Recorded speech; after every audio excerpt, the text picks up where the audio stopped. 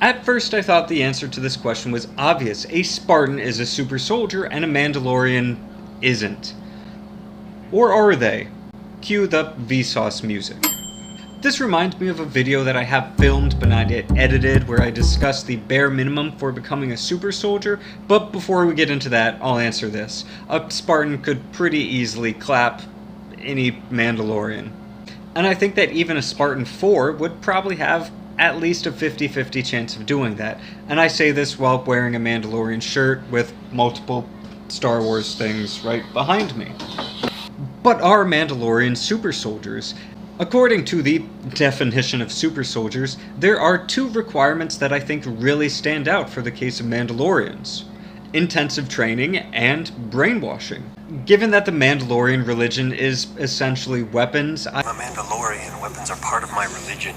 I think that they get a lot of training, and likely training since childhood. I remember Djarin mentioned not getting out of his armor since he was a kid. So that training, especially the child soldier aspect, I believe counts as being a super soldier. But if we look at the brainwashing, that's where things get a little bit more hazy.